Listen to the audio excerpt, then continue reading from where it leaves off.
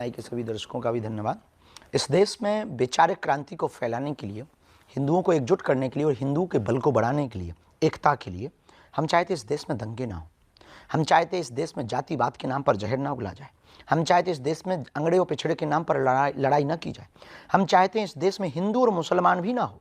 हम चाहते हैं इस देश में हिंदू हिंदुत्व और हिंदुस्तान की जय जयकार हो। हम मुसलमानों के भी विरोधी नहीं, ईसाइयों की भी विरोधी नहीं, लेकिन जो हिंदू घट रहा है, हिंदू जो डर रहा है, हिंदुओं पर जो अत्याचार हो रहे हैं या जो हुए हैं, उसको हम भर तो नहीं सकते, पर आने वाली नस्ल को सुधारने के लिए, आने वाली पीढ़ी को बल देने के लिए इस देश में हवाई जहाज चार्टर्ड या फिर ट्रेन से चल करके देश हिंदू राष्ट्र नहीं बनेगा। डिफेंडर या फॉर्चूनर से चलने से भारत हिंदू राष्ट्र नहीं बनेगा, ना हिंदू जगेगा।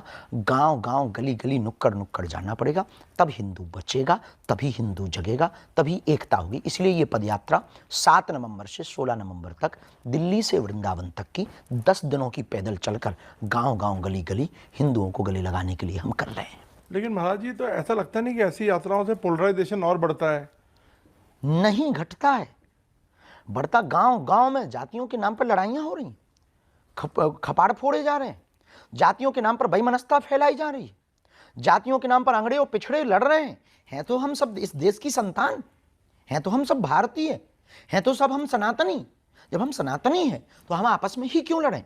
क्यों ना हम उसके लिए लड़ें जिससे देश का विकास हो। क्यों ना हम उसके लिए लड़ें जिससे देश का भला हो। क्यों ना हम उसके लिए लड़ें जिससे मानवता का भला हो।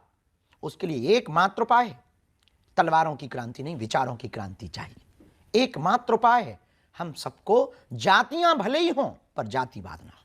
तो महाराज जी, आप कैसे जोड़ सकते हैं? और भी कितने सारे शंकराचार्य हैं और कितने सारे और धर्मगुरु हैं, आपको क्या लगता है कि आप ही सब हिंदुओं को जोड़ सकते हैं? नहीं, उन संतों की ही कृपा से हम ये कर पा रहे हैं।